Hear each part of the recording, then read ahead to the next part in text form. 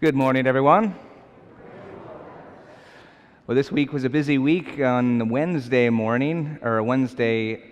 Thursday. For Wednesday, I was down in Charleston for the priest convocation. Thursday morning, 6:30 a.m., bus took off right here in front of the school. It was the 8th grade trip to D.C. And we kept running the entire time. It was a great time. I did notice some of the kids they're looking a little tired at some point, and I walked over to one of the young ladies and I said, "How you feeling?" And she said, "Tired, but ready to shop." Okay, all right. Interesting. Tired, but ready to shop. Some things just kind of come easy to us.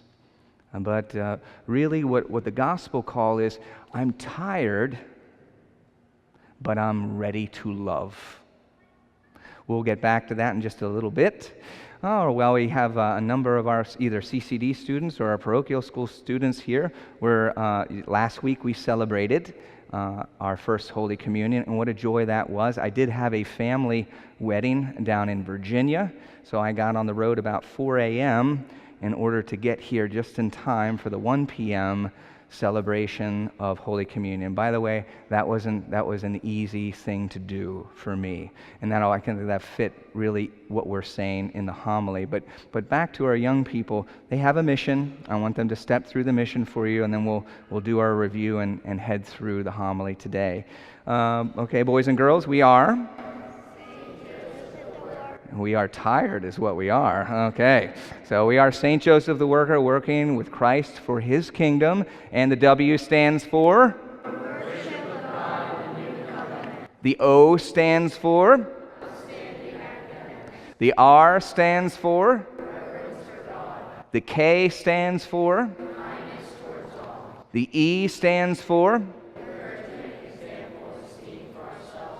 And the R stands for? Okay, we have a theme for this year as well. Boys and girls, God is calling you to step up to the plate, because we do not let our fears. Okay, so very good. Excellent. I'm very, very proud of you. And so we have our mission. Where does this mission come from? Does it just come from out in the air? Do we just make it up? It has a foundation. From where does the mission come? Yes, Sophie. Stand up and shout it. They need to. The gospel. What's the gospel? God revealing himself to us. Very good. Give him a big hand, please. Okay. So, remember a while back I asked you, what's your mission? What's your mission? See, our mission fuels us. And ultimately, objectively, the mission that God gave us is to make disciples of Jesus Christ. That's our mission. Really, therefore, our first mission would be to become an intentional disciple of Jesus Christ. Let's do a quick review of the last 2 weeks. 2 weeks ago, we heard, I am the good shepherd, and a good shepherd lays down his life for the sheep. Kind of unfolded a number of different things. So a good shepherd, are you? Are you a good shepherd? See, all of us, some of the young people are saying, I am. Good. Be engaged in that, because if you have any kind of responsibility whatsoever, then you are shouldering the responsibility of a shepherd. And so, the gospel says, are you a good shepherd? A good shepherd lays down his life, a sacrifice. There's sacrifice involved. Do you sacrifice for your sheep? We'll talk a little bit more about that, but the second tenet was a good shepherd knows his sheep, okay, or her sheep. You know the sheep that's in your care. Not just their names, but you know their difficulties and their challenges. Okay, this is a struggle, and we continue. We have to strive for this. Because unless we do, we're not going to know the particulars and what's going on in their hearts. That will affect the way we treat them. The third thing is a good shepherd cares for those who don't care. Perhaps that might be one of the most difficult things. A good shepherd cares for those who are in their care, but they don't care. So what we looked at really was that one of the sacrifice, and looked at attachments. What are you attached to? What are you holding on to that is keeping you from being the good shepherd that God is calling you to be?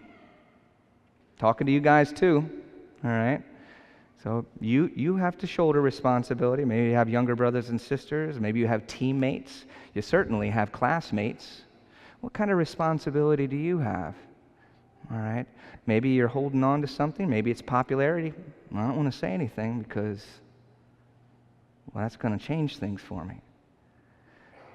So I shared with you all with regards, and this was more of a big attachment than a small one. Maybe we're talking small, maybe we're talking big attachments. For me, in entering the priesthood, I knew that God was calling me to discern, to enter the seminary. I was dating somebody, was accepted to anesthesia school.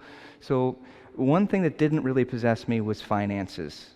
Money didn't possess me. It hasn't. So I walked away from a job that made $170,000 a year, and that was okay. It didn't weigh on me. So since I was 20 years old in the Navy, I gave 10%, 5 to the church, and then 5 to other places that need it. Finances did not possess me. It did not keep me from making that decision. What did was a relationship, an exclusive relationship with a woman, being married, and having children, my own children. And that was very difficult. I was holding on to that. It's a good thing. But ultimately, God had placed in my heart to love as a priest loves. And I was holding on. And I told you about that. I even went into the seminary. I was still holding on. And finally, it was prayer before the Blessed Sacrament. And again, our adoration time on Friday has extended from 8 a.m. to 8 p.m.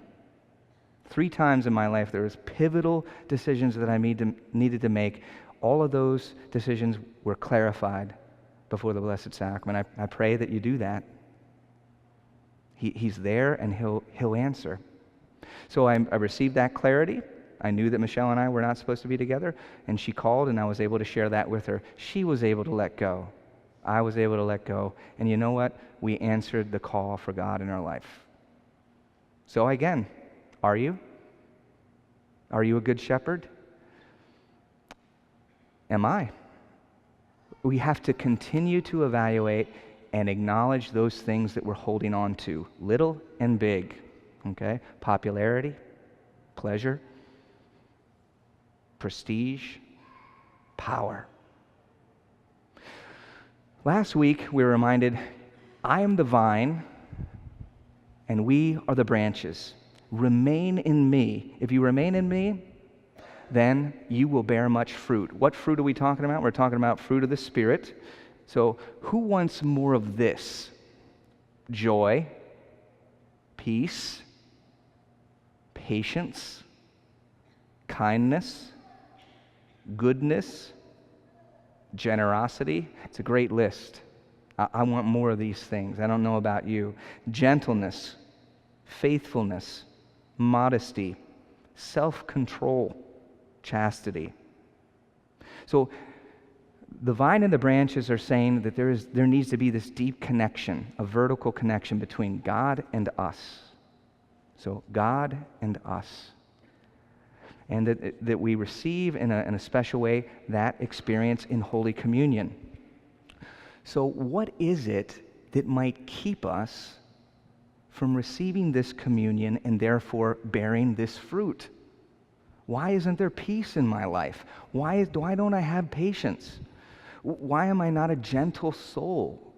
Or maybe I am these things, but I want to have it in a greater way. Well, there's 3 things that can kind of get in between. One, we can be disconnected, okay? Remember, he says, remain in me. If we're separated from the branch, that can happen through sin. So is there a grave sin that I haven't confessed? That would be the first thing. Disengaged, All right, maybe you just come to Mass, and I mean, I can pretty much read people. We're engaged here, but a lot of times people just come to Mass and are like, I checked in, got my work card here. This is my proof, or we bring home the bulletin. See, Mom, I went. Okay, that's also like the little kids, saying, "Did you brush your teeth?" And you wet your toothbrush, under the sink, and like, "See, I did it." Yeah, okay. Engaged. We're trying. So you can be disconnected, disengaged. The last one is disrespect. Okay, sometimes we can disrespect even the Eucharist. All right. So maybe it's less than disrespect. Maybe it's just a disregard. I'm talking about leaving after communion. Okay. Have you ever gone to somebody's house to eat, ate their food, and then as they're clearing the table, you ran out the door? Okay, that is a relevant analogy, okay, for leaving.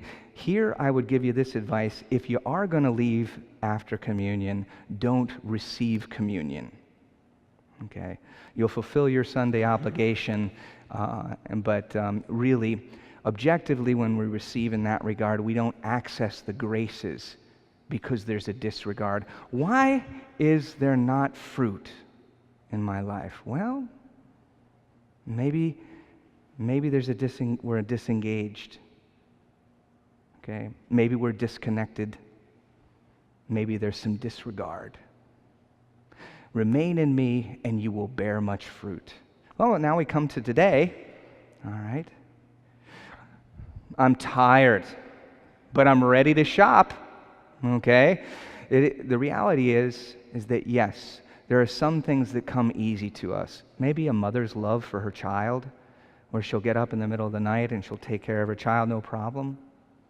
Or dad spending a lot of time willing to be there for the child. Yeah, I don't have a problem with that. I mean, I can associate that with all of you guys. Like I said, I didn't mind waking up at 4 a.m, 8-hour drive to get here because I wanted to be here for your first Holy Communion. So in some ways, yeah, it was a sacrifice, but not a real big one for me because it's something that I really wanted to do. But he says, I no longer call you an indentured servant. You're not my servant. I call you friends. Okay, and there is no greater love than to lay down your life. So he calls us, even when we're tired, to choose to love. I was talking to somebody earlier this week, and they were saying, "Father, I know I've been volunteering at the church for this, and it's been a couple years, and I just don't think I see the fruit." See, sometimes we can get frustrated. I'm looking at this person and I'm saying, "Wow, you didn't see the fruit from your labors? Let me point it out to you. This and this and this and this. I know that you're tired, but a lot of times the great harvest is right around the corner." He was tired. "Lord, let this cup pass from me, yet not as I will, because I'm afraid." But we don't let our fears keep us from trying. And he laid down his life for us, and he brought life to us. Well, that's the call. I'm tired, but I'm ready to shop. Yes, always, it seems. We're ready to do those things that are easy for us, and that's good. That's a blessing. But when we discern the will of God for our life and we have a confirmation, I know in my heart I'm called to do this, but I'm tired. Okay? That's when we are called to love.